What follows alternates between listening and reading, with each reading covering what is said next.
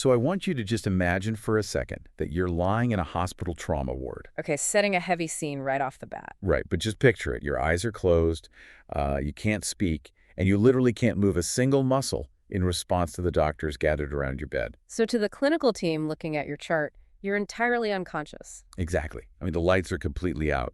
But inside your body, a completely different reality is unfolding, right? Oh yeah, it's a highly active state internally. Yeah, like your cellular metabolism is just perfectly regulating your core temperature. Your immune system is actively mapping and, destroying microscopic pathogens. And your lungs are still drawing in oxygen. Right. And your heart is orchestrating this incredibly complex pressure system to deliver that oxygen to literally every tissue in your body. It's trillions of flawless automated decisions being made every single second. Every single second.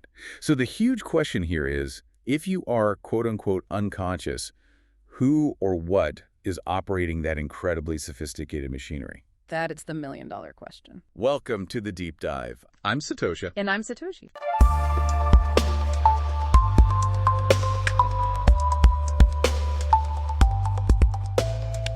Today we are attempting to deconstruct the ultimate mystery of the human experience. What exactly is consciousness? And it is a massive undertaking, because the deeper you look into the research, the more you realize we're dealing with a severe semantic crisis. A semantic crisis, yeah. Yeah. Because if you pose that question to 10 different experts, right? Like a clinical neurologist, a cognitive philosopher, maybe an American pragmatist, and an Indian scholar of Vedanta. The answers don't just differ. I mean, they operate in entirely different realities. Exactly. The answers are just completely all over the place. And if we lack a uniform definition of what this ultimate object of search actually is, we're essentially trying to map a continent without agreeing on what actually constitutes land. yes, how on earth do we even start to find consciousness if we don't know what we're looking for? Well, the challenge is that the foundation of our contemporary inquiry into consciousness is it's inherently unstable. Because when a researcher or a philosopher attempts to define consciousness, the definition they offer is invariably dictated by their underlying ontological commitment. Okay, meaning their foundational worldview regarding what is real. Right. We end up with a discourse that operates in these logical circles. So we have highly advanced scientific traditions and ancient spiritual traditions observing the exact same biological and psychological phenomenon. But they're describing entirely different facets of it. Exactly. They talk past each other, largely because they fail to recognize the profound biological limitations of the human organism itself. The hardware limitations. Yeah, the human sensory apparatus, our ocular architecture, our auditory systems, our tactile receptors, it's all structurally optimized almost exclusively for external experience. Right, because we evolved these tools to navigate the physical topography of the world, right? To identify caloric resources, avoid predators, that sort of thing. Precisely. The biological hardware is designed to look outward. We don't have internal optical nerves pointing at our own cellular machinery. Like, I can feel the heat of a stove if I touch it, but I can't consciously feel my pancreas secreting insulin. And that lack of internal perception creates a profound cognitive blind spot. We are just not structurally equipped for internal diagnostics. Which is wild when you think about it. It really is. And this brings us to the core realization driving much of the modern theoretical research, the existence of this highly sophisticated, automated, internal biological field. The autopilot. Right. This system sustains homeostatic equilibrium from the moment of your birth to the moment of your death. It turns atmospheric air into blood oxygen. It metabolizes complex proteins into cellular energy. And the critical insight here is that the self-identified, the active narrative ego, the voice in your head currently interpreting these words, it has absolutely zero agency over this internal field. That's such a humbling reality check, honestly. It really puts the ego in its place. It does.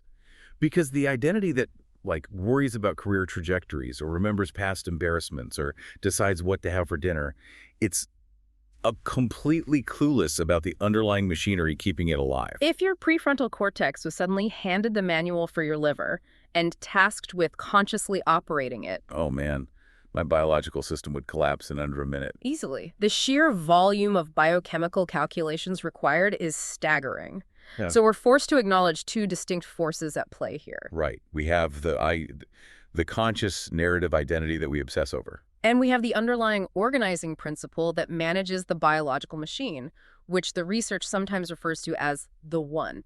capital O-N-E. Exactly.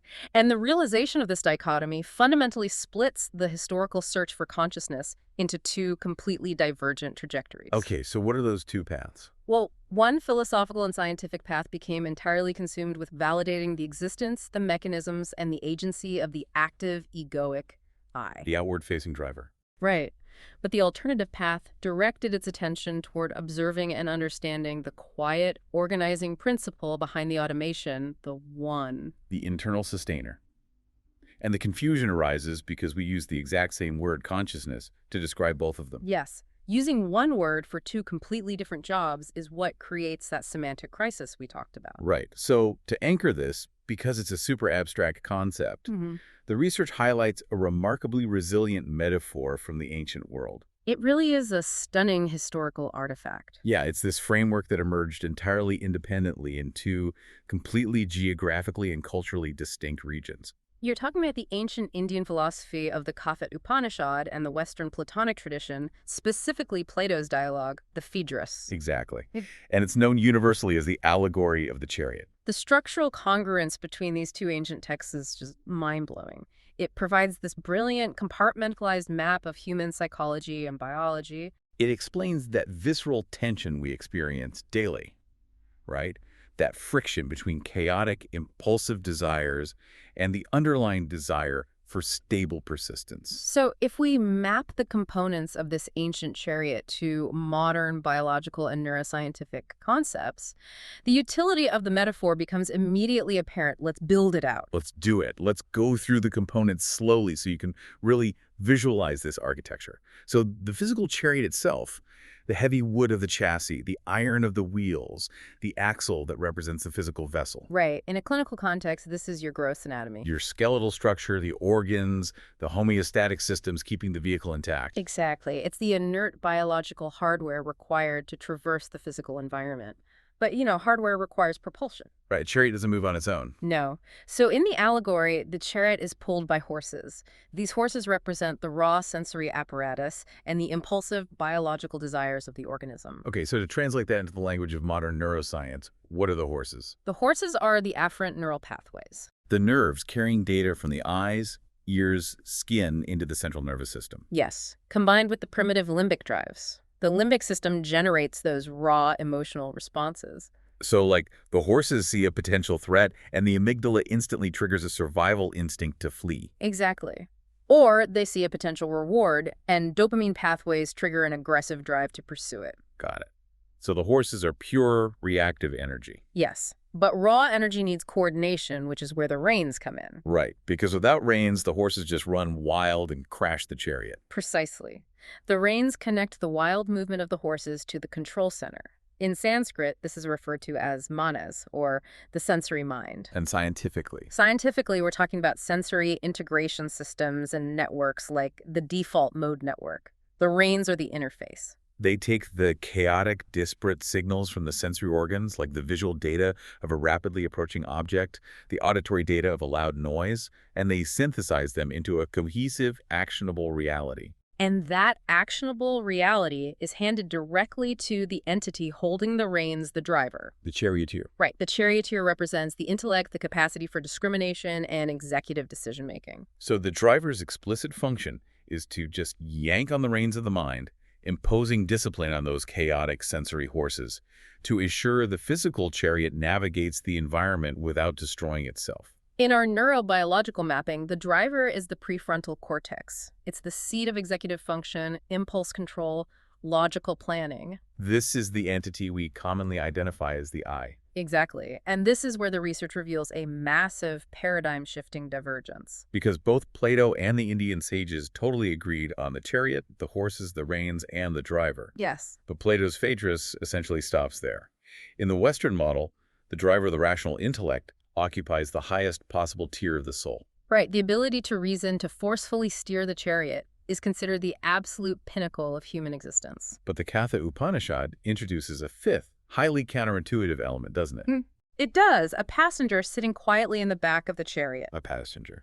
The inclusion of this passenger, known as the Atman or the Self, represents a philosophical watershed that just permanently bifurcated Eastern and Western thought. It's a huge divergence. Because the ancient Indian texts describe this passenger as an entirely idle observer. Wait, idle?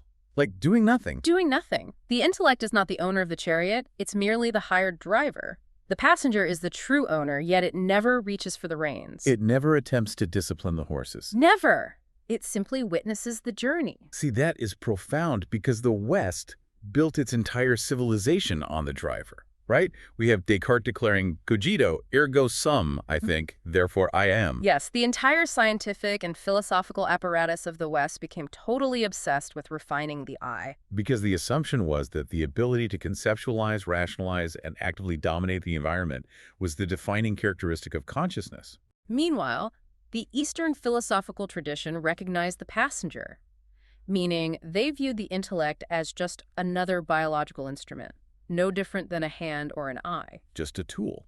So their practices were designed not to sharpen the driver, but to shift attention back to the silent, observing presence of the one. Exactly. And this is precisely why a Western clinical scientist and an Eastern meditative practitioner can debate the nature of consciousness for decades without ever finding common ground. Because they're occupying completely different positions within the same vehicle. Right. The Westerner equates consciousness with the stressful computational labor of the driver managing the horses.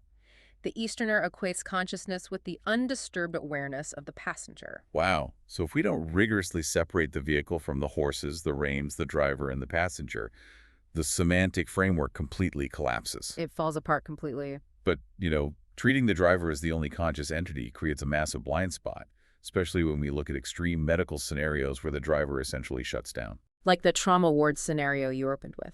Exactly. Because when you enter a hospital, the medical gaze is strictly Platonic. The diagnostic tools are entirely focused on the driver and the horses. The passenger is assumed to be entirely non-existent. The Western medical paradigm is fundamentally pragmatic. In clinical diagnostics, consciousness is interpreted strictly through the lens of functionality, sensory arousal, and responsiveness to the environment. It's very mechanical. Deeply mechanical. It's rooted in that Cartesian tradition you mentioned, equating consciousness with the mind's active cognitive abilities, and heavily influenced by philosophers like John Locke, who tied personal identity to active memory and perception. Okay, so if we go back to that hospital room scenario, Right. the patient is lying there. How does the attending neurologist practically measure whether the patient is conscious? Because it's not a philosophical debate for them, right? It's a vital metric. Oh, it's life or death. So it's treated as a measurable continuum. Medicine defines consciousness primarily through the capacity of the organism to interact with its external environment. And the prevailing diagnostic tool for this is the Glasgow Coma Scale. Correct. It relies entirely on behavioral criteria, evaluating 3 specific functional responses: eye-opening, verbal articulation, and motor response. So it's basically a functional checklist. The doctor applies a stimulus, maybe a voice, maybe mild pain, and watches the system. Like, do the eyes open? That checks the visual apparatus. Can the patient speak coherently? That checks the cognitive integration and verbal senders. Can they squeeze a hand on command? That verifies the motor pathways. So it's testing the horses, the reins, and the driver. Exactly. Yeah. And neurologically, this behavioral checklist is assessing 2 distinct components of brain function: arousal and awareness. Break those down for me. Well, arousal is the foundational physiological state of wakefulness. It's governed by primitive structures located deep within the brainstem, specifically the ascending reticular activating system. So this system acts as a biological power switch. Yes. It sends widespread signals upward to the cerebral cortex, essentially turning the lights on and making the brain receptive to data. Okay, so arousal is just the raw electricity flowing to the system. Right. But simply having the lights on doesn't guarantee complex processing. Yeah. Right? Which is where awareness comes in. Precisely. Awareness pertains to the actual content of the experience. It relies on the highly complex thalamocortical networks, those continuous rhythmic loops of information traveling between the thalamus, which acts as the brain's sensory relay station, and the cerebral cortex, where higher order processing occurs. Right, so arousal wakes the brain up, but awareness is the ability to perceive a specific object, understand a spoken command, or recognize a familiar face. Exactly. If the ascending reticular activating system is damaged, the lights go out and the patient falls into a coma. They are clinically termed unconscious. See, here is where I really have to push back on the boundaries of that clinical definition. Go for it. Because if a patient scores the lowest possible numbers on the Glasgow Coma Scale, no eye opening, no verbal response, no motor function, they are declared unconscious. Right. The driver has left the seat. The horses are asleep. But as we established earlier, the physical chariot is still highly active. It is. Cellular division is occurring. The gut biome is processing nutrients. The immune system is hunting pathogens. The one is still fundamentally driving the biological necessity of life. Why does empirical science totally disregard this underlying intelligence when defining consciousness? The disregard is actually a necessary byproduct of the philosophical limits of the scientific method itself. How do you mean? Well, empirical science is an investigative tool designed exclusively to map the how of physical systems, not the ultimate why. Okay, give me an example. Let's look at a towering redwood tree. Botanical science can provide an incredibly granular, mechanistic description of how that organism operates. It maps the capillary action drawing water hundreds of feet outward, the precise chemical synthesis of photons into glucose, the cellular division that builds the trunk. Right, science builds a flawless engineering schematic of the organism. It does, and this approach relies on a concept known as teleonomy. Teleonomy. Yes. Teleonomy describes the appearance of purposefulness in living systems like the tree appears to actively want to reach the sunlight.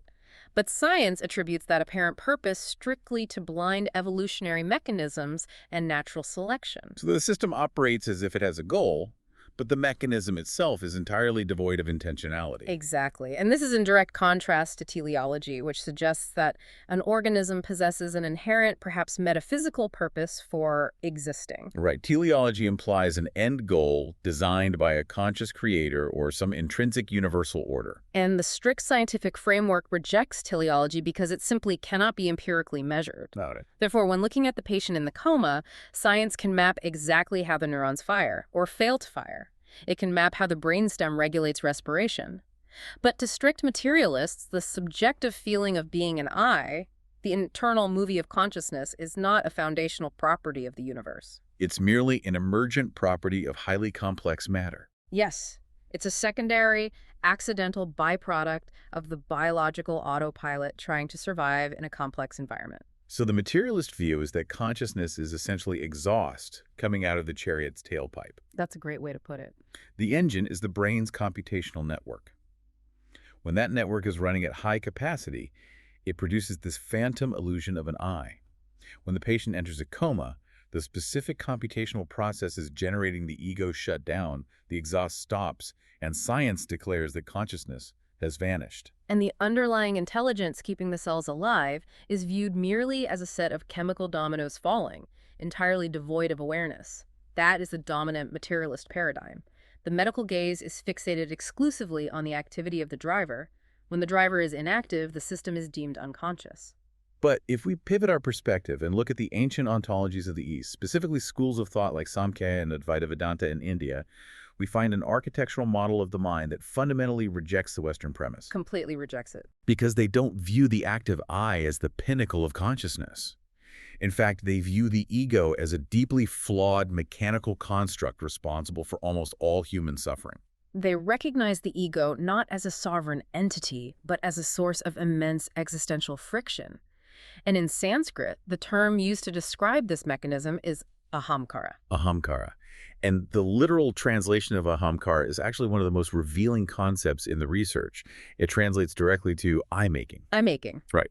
It does not describe a noun. It describes a continuous verb. Right. It suggests that the ego is a manufacturing process. Yes. It's a cognitive machine whose sole evolutionary function is to constantly generate the subjective feeling of me and attach it to passing phenomena like I am hungry, I am angry, I am reading. And the concept of I-making highlights this profound inversion of the scientific model, right? Totally. Because in the materialist view, the physical brain generates consciousness. But in the Samkhya perspective, pure consciousness known as Purusha is the foundational pre-existing reality. Yes. The physical universe, including the brain, the body, and the Ankara itself, is made of a completely different substance known as Prakriti, which is material nature. Wait, so the mind itself is viewed as material? Yes. It's subtle matter, but it's still just an object. Yeah. The Ahamkara is an evolute of material nature. It's basically a highly refined cognitive mirror. Okay, a mirror. Pure consciousness, Purusha, is non-intentional. It doesn't think, act, or desire, it simply illuminates. The material mind reflects the light of this pure consciousness. But because the ahankara is reflecting that light, it becomes confused. Exactly. It mistakenly claims ownership of the light. The machine starts believing that it is the source of awareness. Oh, wow. It's like a mirror reflecting the sun, Yeah. and the mirror suddenly develops an ego declaring, look how incredibly bright I am, when it's entirely dependent on a source millions of miles away. That's the perfect analogy. And the tradition of Advaita Vedanta pushes this analysis even further toward absolute non-duality. They posit that there is only one fundamental reality, Brahman. The individual's subjective feeling of separation, the belief that the passenger in the chariot is distinct from the universe, is an illusion caused by Maya. So the discrete I is just a leaky, temporary, subjective construction layered over an infinite expanse of pure awareness. Exactly. And because the East views the I as a manufactured illusion, their method of categorizing consciousness is radically different from the binary awake or in a coma checklist used by Western medicine. Right, they developed a highly nuanced taxonomy of the human experience, mapping 4 distinct states of consciousness. Let's actually run these through the chariot metaphor to see how they align. Good idea. So the first state is Jagrat. Jagrat is the standard waking state. In this condition, the sensory horses are fully active, drawing data from the external environment. The reins of the mind are processing that data, and the driver, the ahamkara, is fully engaged, actively identifying with the physical body and navigating the external world. And the passenger. The pure witness, the passenger, is illuminating the entire process, though its presence is entirely ignored by the distracted driver. Okay, then the organism requires rest, and it transitions into the second state, svapna, the dreaming state. Right. Here, the external sensory apparatus shuts down, the horses are put in the stable, the physical eyes are closed. But the internal machinery, the reins and the driver, remains highly active. Yes, the mind begins to generate internal objects, weaving memories and emotions into dreamscapes. The I is still present, but it has shifted its identification from the physical world to a subtle, internally constructed reality. And the witness is now observing the mind's internal cinema. Precisely. But the critical, philosophical, and empirical pivot occurs in the third state, sushupti. Sushupti. This is the state of deep, dreamless sleep. Yes. And this state is fascinating because it provides a direct challenge to the materialist view of consciousness. During Sushupti, the external senses are completely offline. The horses are asleep. Furthermore, the internal dream-generating mechanism shuts down. But most importantly, the ahamkara, the I-making machine, temporarily ceases production. The narrative ego vanishes completely. You do not know your name, your fears, or your history. The driver has effectively passed out. Yet the biological field continues to operate with absolute precision. The cardiovascular system regulates pressure. The respiratory system manages gas exchange. And the ancient Eastern traditions point to sushupti as empirical proof of the one. The ego is entirely absent, the intentional mind is dark, but the underlying intelligence sustaining the organism persists. They argue that consciousness doesn't disappear during deep sleep, rather the mind simply stops producing objects for consciousness to illuminate. The witness remains, resting in its own pure, objectless potentiality. And they argue that you can't remember deep sleep because memory requires an active I to record the experience, and the I wasn't there. Exactly. But the foundational awareness never flickered. Which brings us to the ultimate goal of their philosophy, the fourth state, turiya. Turiya translates simply as the fourth. It's not a separate state like waking or sleeping, but rather the underlying substrate of all three. It's the realization of pure awareness. Yes. It's the profound experiential recognition that the narrative I was a constructed illusion all along, and that the silent passenger is the true, unbroken ground of existence. You know, discussing the concept of the ego going completely offline during deep sleep, it really reminds me of the profound need we all have to occasionally escape the relentless noise of the digital world. Oh, absolutely. The constant bombardment of notifications, the algorithmic feeds designed to keep the eye-making machine in a state of perpetual anxiety, it's exhausting. It really is. And providing a sanctuary from that noise is actually the foundational philosophy behind the research website for this show. Because designing an online environment that genuinely respects the user's attention is unfortunately a rare endeavor today. Most digital architecture is designed specifically to agitate the psychological driver. Exactly. When you visit the link in the description to explore the research materials for this deep dive, you will immediately notice the complete absence of friction. There are absolutely no tracking pixels monitoring your behavior, No cookies harvesting your data to sell to advertisers? and no forced login or paywall gating the information. It's a pure, unadulterated reading experience. It's designed to be the way the internet was initially conceived, a quiet, accessible repository of human knowledge. It functions as a clean, distraction-free environment where the intellect can actually engage deeply with complex material without being constantly interrupted by commercial imperatives. And the technological infrastructure we implemented makes it even more accessible. The Deep Dive website is built as a progressive web app. Which is huge. It is. This means that with a single click, you can install the site directly from your browser onto your PC, your tablet, or your smartphone. It bypasses the traditional app stores completely. And once installed, it caches the text and visual data, granting you full offline access. Yeah, you can download the entire research library for this episode, switch your device to airplane mode, and read on a remote beach or during a long flight without requiring a Wi-Fi connection or draining your mobile data limits. It's just you and the material. Plus, every single artifact we produce, the research documents, the audio files, the visual graphics, is entirely open-sourced under a Creative Commons license. Because our objective is the dissemination of knowledge. Right. You are totally free to utilize, remix, or republish any part of these deep dives for your own projects, and you do not even have to provide attribution. It's collaborative intelligence in action. Exactly. So, returning our focus to the physical biology of the chariot, we have established that during deep, dreamless sleep, the egoic driver is entirely absent, yet the biological vehicle continues to navigate the complex requirements of survival. Right. So if the narrative I is offline, from a modern, rigorous scientific perspective, what specific mechanism is operating the controls? Well, the scientific equivalent of the biological one is the complex, highly integrated process of homeostasis. Homeostasis. Yes. It is the absolute fundamental requirement for biological life. It's the continuous, dynamic process by which an organism regulates its internal biochemical environment to maintain a state of stable equilibrium, despite constant fluctuations in the external environment. It is the ultimate biological autopilot. Truly, we are talking about the primitive structures of the brainstem, like the medulla and the hypothalamus, working in concert with the autonomic nervous system. Right. This network constantly monitors critical variables: arterial blood pressure, core body temperature, blood glucose levels, and oxygen saturation. Because if your internal temperature deviates by just a few degrees from 98.6 Fahrenheit, cellular proteins begin to denature, and the organism risks death. The precision required is just astounding. But the truly revolutionary insight bridging biology and psychology comes from recent neurobiological theories, notably championed by researchers like Mark Solms. Solms is fascinating here. Yeah, he proposes a radical inversion of traditional cognitive science. He suggests that consciousness, the fundamental subjective feeling of being alive, does not originate in the highly evolved computational cortex. Right, it's not the driver. Exactly.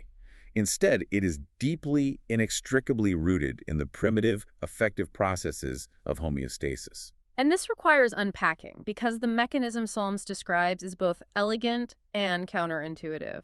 It relies on a concept known as valence. Right, and without getting entangled in complex mathematical models of free energy, we can understand valence simply as the qualitative feeling of an experience being good or bad. It's the most primitive binary language of the nervous system. Right, so when your biological autopilot is successfully maintaining equilibrium, when oxygen saturation is optimal, hydration is adequate, and temperature is stable, the system generates a positive valence. You feel good. Or, more accurately, you feel comfortable. In this state of perfect homeostatic balance, you likely don't notice your body at all. The underlying machinery operates in silent efficiency. Because the predictive models of the autonomic nervous system match the incoming sensory data. There is zero prediction error. Exactly. But the environment is constantly threatening that equilibrium. Right. Suppose you walk out into a freezing winter night without a coat. Your core temperature begins to drop. The autopilot detects a critical error. The system is falling out of equilibrium. And in response, the brainstem does not simply send a neutral data packet to the cortex. It generates a negative valence. It generates a visceral, subjective, bad feeling. And this is the critical evolutionary adaptation. This bad feeling is not a passive alarm. It is an active, compelling force. It is the biological root of suffering. Yes, hunger is the negative valence of caloric depletion. Thirst is the negative valence of osmotic imbalance. Cold is the negative valence of thermal decay. And the autopilot uses this suffering as a tool. The primitive brainstem projects this negative valence upward into the prefrontal cortex, the driver. It basically screams at the executive I. Yeah, it essentially says, I'm going to continuously generate this objective experience of pain and discomfort until you use your complex cognitive abilities to walk to the kitchen and consume calories or find a heat source. The driver is literally compelled into action by the demands of the autopilot. And this framing fundamentally demystifies the concept of the one. In the neurobiological paradigm, the organizing principle is not a metaphysical spirit, it is a thermodynamic necessity. Life is a delicate, far from equilibrium state. The organism is constantly fighting against entropy. Right. The homeostatic autopilot is an ancient, hardwired mechanism defending what biologists call its self-referential basal cellular state. It's programmed to survive, and it utilizes the advanced computational power of the conscious I as an incredibly effective tool to secure the resources required for that survival. Which brings us to a severe philosophical pushback.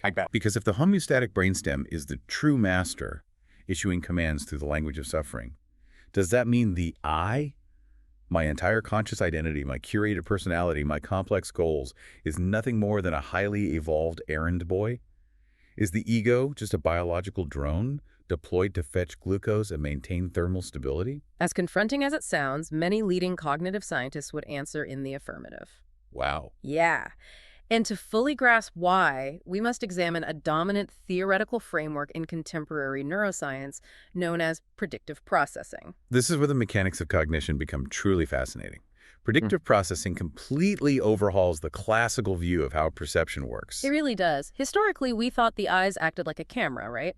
Passively recording the world and sending a video feed to the brain for analysis. But predictive processing argues the exact opposite. It posits that the brain is essentially isolated in a dark, silent vault, the skull. It has no direct access to the outside world. It only receives a chaotic, ambiguous barrage of electrical spikes from the afferent sensory nerves. Right. And the brain's fundamental evolutionary imperative is to minimize surprise. It must anticipate the environment to ensure survival. Therefore, the brain operates as a massive, continuous inference engine. It uses past experiences to generate top-down predictions about what is causing those electrical spikes, and it compares those predictions against the bottom-up sensory data. It is essentially hallucinating a reality and constantly checking its math against the sensory inputs. Exactly. If you see a shape in the shadows, your brain predicts it is a dog based on context. If the shape barks, the prediction is confirmed and the system remains stable. But if the shape meows, there's a prediction error, and the brain must violently update its model of reality. Because the brain demands coherence. A biological system paralyzed by chaotic, unpredictable inputs will quickly be eaten by a predator. The organism requires a stable, coherent model of the world to execute complex actions. And the most vital foundational component of that constructed model is a stable center point. Yes. The brain must generate a central locus of control to organize its spatial and temporal relationships with the environment. It requires a me to distinguish from the not me. So the brain constructs a central hypothesis. It literally hallucinates the I. It does. In the lexicon of predictive processing, the self is frequently described as a functional illusion or a transparent model. A functional illusion. It's a highly efficient data structure that allows the organism to navigate complex social hierarchies, assign blame, and plan for future scenarios. But it is a continuously generated simulation. The I is not a solid, immutable entity residing in a specific region of the cortex. It is the brain's best guess about its own agency. The symmetry here is almost unbelievable. The cutting-edge neuroscientific theory of the I as a constructed predictive illusion maps perfectly onto the ancient Sanskrit concept of Amkara, the eye-making machine. It's identical. We have functional MRI machines and complex Bayesian mathematical models arriving at the exact same architectural conclusion that Indian sages described thousands of years ago. They are examining the identical cognitive mechanism. It's a remarkable convergence of empirical science and contemplative phenomenology. And it explains the mechanics behind why certain profound contemplative practices are actually effective. Like self-inquiry. Exactly. Consider the rigorous meditative practice of self-inquiry, famously advocated by sages like Ramana Maharshi. where the practitioner continuously and relentlessly asks themselves the internal question, who am I? They are actively searching for the thinker behind the thoughts. They're trying to locate the driver. Right, and from a neurobiological standpoint, that practice is not merely philosophical. It is a targeted cognitive intervention. Because the brain naturally assumes the reality of the I to minimize processing energy. But by repeatedly turning attention back upon the source of awareness, by searching for the I and failing to locate a solid physical entity, the meditator is actively introducing prediction errors into the central hypothesis. They are deliberately weakening the predictive model of the self. And as the brain stops reinforcing the rigid boundaries of the ego, the psychological need for centrality relaxes. The model becomes transparent. The boundaries of the ego dissolve. The eye-making machine powers down. And yet the organism does not die. The life force continues, the breathing remains steady, the heartbeat persists. The underlying one remains entirely intact, proving that the frantic driver was never the core necessity it claimed to be. In organizing chaotic inputs into a coherent, stable model is a massive computational task for the biological brain. And meta-conceptually, taking an overwhelming amount of chaotic, disparate signals and synthesizing them into a clear, unified narrative is exactly the process we utilize to build these deep dives. The methodology is remarkably analogous. It is an exercise in collaborative intelligence, moving from unstructured noise to highly structured insight. Right. For those listeners who frequently ask how we actually construct these deep dives, it begins with the external chaos of the information ecosystem. You, the listeners, are our sensory network. You send us thousands of signals, niche academic articles, obscure philosophical texts, cutting-edge medical research. We aggregate that material and begin the obsessive process of finding the underlying pattern, the hidden central hypothesis that connects everything. Once we establish that core theme, we unleash advanced AI models like Gemini Pro to execute a 360-degree sweep of the literature. Which invariably requires active, highly technical prompting to chase down conceptual tangents and tame the AI's tendency to drift, ensuring the research remains anchored to empirical and philosophical rigor. The tangents can be incredibly dense, but we meticulously validate the AI's output against thousands of trusted signals. We then transition to the human element, handcrafting and polishing the research, painfully refining the syntax of every sentence, and compressing complex theories into the tight, zero-fluff audio format you are listening to right now. But the audio is only one dimension of the final product. The visual translation of these concepts requires an entirely different structural approach. Absolutely. The sound design, the mood, and the visual aesthetics are critical for retention. To construct the visual experience, we build highly specialized motion graphics.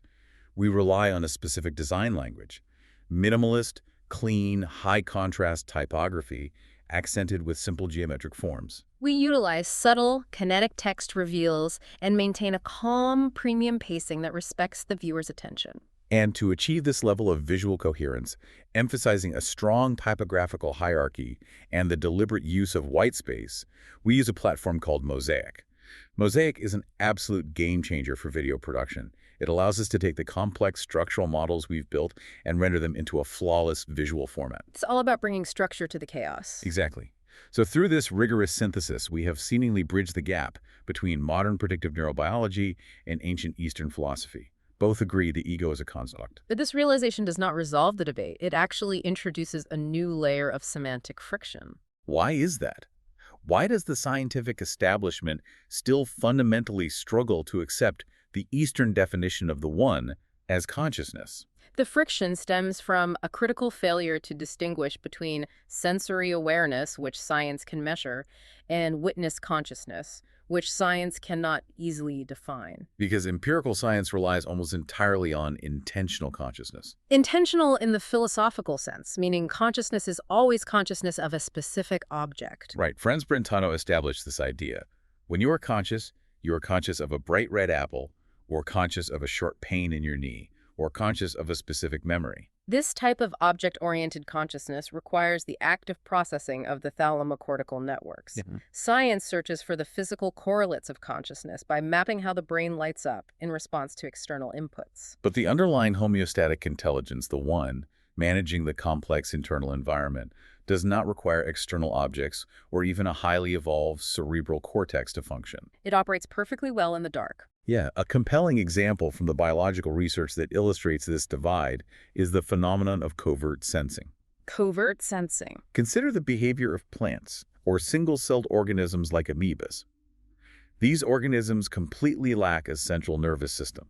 They do not possess a brain, synapses, or sensory organs like eyes or ears, yet they achieve extraordinary homeostatic equilibrium. A plant will actively orient its leaves to maximize photon absorption from the sun, a process called phototropism. Or a single-celled organism will detect a toxic chemical gradient in its environment and propel itself in the opposite direction. They are continuously detecting changes in their environment and reacting appropriately to survive. They are sensing. But here is the critical distinction. They are sensing, but they are not necessarily feeling. Right. Sensing is merely the mechanical detection of a stimulus, like a thermostat detecting a drop in room temperature and triggering a furnace. The thermostat senses the cold, but it doesn't experience the subjective agony of freezing. Feeling requires experiential subjectivity. It requires someone to experience the sensation.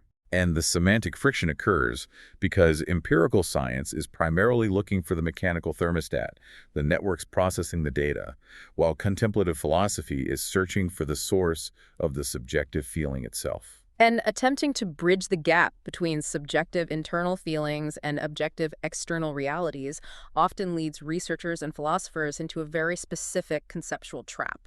What trap is that? In modern cognitive philosophy, this trap is clearly articulated by Thomas Metzinger, who termed it the E-fallacy. The E-fallacy, standing for epistemological fallacy. This is a crucial concept because my immediate instinct, when pushing back against the sterile, materialist view of the brain, is to invoke the profound history of human mysticism. Of course. Throughout recorded history, individuals engaged in deep meditation, those who consume powerful psychedelics, or those who survive near-death experiences, report a complete dissolution of the eye-making machine. The ego drops away. When the ego drops away, they report experiencing a profound, overwhelming sense of unity with the universe. They feel an absolute, undeniable connection to a transcendent one. Isn't the overwhelming consistency of that subjective feeling proof that a metaphysical reality actually exists? It is undeniable proof of a specific cognitive state, but it is not inherently proof of an objective metaphysical reality.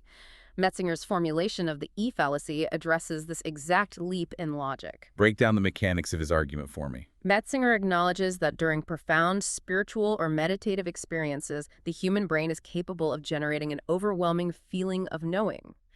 The practitioner experiences a state of absolute, luminous certainty. The chaotic chatter of the ego ceases, and they enter a state of pure witnessing. Yes, and Metzinger does not dismiss this. He argues that this state of witnessing is a very real, verifiable, phenomenal quality. The neurobiology of the human brain is genuinely capable of achieving a state of pure awareness that is completely dissociated from specific thoughts or objects. So he isn't suggesting that mystics are fabricating their experiences. The experience is neurologically real to the subject. The subjective experience is entirely valid. However, the epistemological fallacy occurs when the individual transitions from experiencing that profound internal state to making absolute claims about the external universe. Ah, I see. The fallacy is concluding that because you felt a state of absolute certainty and unity, you therefore possess objective, metaphysical knowledge about the structure of the cosmos. Oh, I understand. Just because my brain chemistry allows me to experience a profound feeling of encountering a divine presence, that subjective feeling does not serve as empirical proof that a divine being is objectively sitting in the room, or that consciousness created the universe. Precisely. The E-fallacy warns us that a profoundly moving subjective state does not automatically equal an objective reality. It proves definitively that human biology is capable of shifting out of the egoic driver's seat and experiencing pure objectless awareness. But it does not logically prove that this specific state of awareness is the foundational substrate of the entire universe. So we have these heavily layered definitions of consciousness, colliding and causing absolute chaos. We have the sensory, intentional consciousness required to navigate physical space. We have the executive I, which science views as a complex predictive hallucination. We have the homeostatic autopilot, fighting entropy in the dark. And we have the witness, the pure objectless awareness achieved when the ego quiets down. Western medicine rigorously studies the first three, while Eastern wisdom is entirely devoted to realizing the fourth. And this irreconcilable focus brings us to the ultimate, final philosophical divide in the research.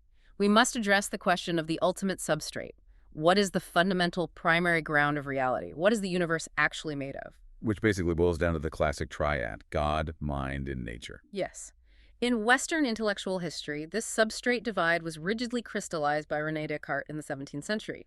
Descartes proposed a strict two-entity model of reality known as substance dualism. Mind and matter. He argued that the universe is divided into two fundamentally incompatible substances. First, there is res cogitans, or thinking substance. This category contains the mind, the soul, and the divine. Second, there is res extensa, or extended substance, which encompasses all physical matter, rocks, trees, and the mechanical biology of the human body. He drew an absolute impenetrable line down the middle of existence: matter on one side, meaning and consciousness on the other. And the consequences of this division were profound. It created what historians call a segregative world. By dividing reality, Descartes essentially brokered a peace treaty between the emerging scientific revolution and the church. How so? Physical science was granted total dominion over extended substance. They could study atoms, planetary orbits, and cellular biology without interference. Theology and philosophy retained dominion over the thinking substance, the soul, and morality. The result is that Western empirical science has historically operated on the assumption that physical matter is entirely devoid of inherent meaning or consciousness. The physical chariot is just a dumb, deterministic machine, and consciousness is a mysterious ghost operating the levers from an inaccessible dimension. But the Eastern substrate model completely rejects that segregation. In the Indian philosophical context, there is no separate external God who acted as a cosmic mechanic, molding dead matter from the outside. They view consciousness not as an anomaly trapped inside a machine, but as a cosmic property. It is the foundational substrate.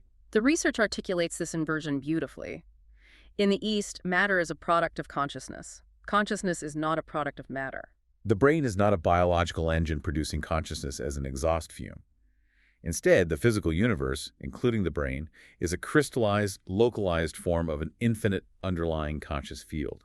And if we extrapolate this ancient Eastern paradigm, we find a remarkably compelling, though highly speculative, bridge to the very edges of modern theoretical physics, specifically the implications of quantum mechanics. How does quantum physics bridge the gap between a biological brain and a cosmic conscious field? Well, classical physics, the deterministic physics of Descartes and Isaac Newton, viewed the universe as a collection of hard, discrete, billiard ball particles. Matter was absolutely solid, predictable, and independent of the observer. But over the last century, quantum mechanics has dismantled that certainty. At the subatomic level, reality is not composed of hard, discrete particles. It is composed of fields of probability. At its fundamental base, matter behaves as patterns of information and sheer potentiality rather than solid objects. The closer you look at a solid table, the more the solid matter dissolves into vast spaces of vibrating energy fields. Furthermore, the famous observer effect in quantum mechanics demonstrated by the double-slit experiment suggests that the act of observation, the presence of consciousness itself, plays a fundamental mathematical role in collapsing that wave of potentiality into a specific physical reality. So consciousness is required to make matter real. While interpretations vary wildly, a growing contingent of physicists argues that the basis of the material world is essentially non-material. It is informational. So if the ultimate foundation of physical reality is probability, information, and potentiality, and if consciousness is the required substrate that actualizes that potential, then the scientific autopilot keeping ourselves alive and the spiritual universal consciousness that mystics experience are not necessarily enemies. They might not even be different things. They are simply different linguistic and cultural paradigms attempting to map the exact same undivided wholeness. Science maps the mechanical behavior of the wave, while mysticism attempts to experience the ocean. The aliveness that permeates every single cell in your physical body right now. The intelligence that seamlessly heals a laceration on your skin, the rhythm that beats your heart, the complex chemistry that processes oxygen in your lungs. It is an undeniable empirical fact. It is intensely intimate to your survival. And if you sit quietly enough to observe it, it is self-luminous. But this underlying aliveness does not recognize the neurotic subject-object division created by the eye-making machine. It does not worry about the past or the future. It just is. Synthesizing these diverse perspectives allows us to finally break out of the semantic circles. The historical search for consciousness goes awry when we obsess entirely over the fragile constructed I. When we operate under the assumption that consciousness is exclusively the anxious narrative voice in our head trying to dominate the external world, we miss the vast, silent machinery sustaining us. We mistake the driver for the totality of the vehicle. We completely miss the passenger. We miss the underlying homeostatic ground of our own existence. To truly advance our understanding, we must transition the focus of our inquiry. We have to move away from constantly trying to validate the fears and desires of the active driver and turn our attention inward toward observing the one in action. We must cultivate an awareness of the silent passenger residing in the chariot. And that realization leads directly to a highly provocative thought we want to leave you with today. The next time you are navigating the chaos of your daily life, and you feel a sudden, intense biological or emotional urge. Perhaps it is a spike of social anxiety, perhaps it is a deep craving for a cup of coffee, or a sudden burst of frustration directed at a colleague. Pay close attention to that urge. What if you did not immediately assume the identity of the driver? What if you did not instantly grab the reins, whip the sensory horses, and react to the stimulus? What if, just for a single moment, you took a breath, sat back in the heavy wood of the chariot, and simply watched that urge arise, peak in intensity, and eventually fade away, observing it entirely from the perspective of the idle passenger? Implementing that pause represents the ultimate shift in human perspective. It is the transition from blind reaction to pure awareness. That concludes our exhaustive analysis for today's deep dive. If this exploration fundamentally shifted how you conceptualize the architecture of your own mind, we ask that you subscribe to the show wherever you consume your audio, whether that is Spotify, YouTube Music, Apple Podcasts, YouTube, or innovative value-for-value platforms such as Fountain.fm. We'd love to have you back. And more importantly, we actively invite you to share obscure resources, academic papers, and philosophical texts with us. Why do we constantly ask for your signals? Because the most profound ideas do not originate from us alone. They emerge when your unique curiosity intersects with our analytical process. It is a continuous loop. Your signals initiate our synthesis, which is amplified by AI acceleration, refined by human obsession, and ultimately delivered as distilled insight. That is the core mission, the essential flow of collaborative intelligence. We are asking you to help us in creating a functional symbiosis of artificial and natural intelligence, particularly if you possess deep professional expertise in fields like cognitive neuroscience, epistemology, or clinical diagnostic medicine. Please reach out to us. We need your specialized perspective to refine our models. Keep questioning the assumptions of the driver. Keep the intellectual quest alive. We will see you on the next deep dive. I'm Satosha. And I'm Satoshi.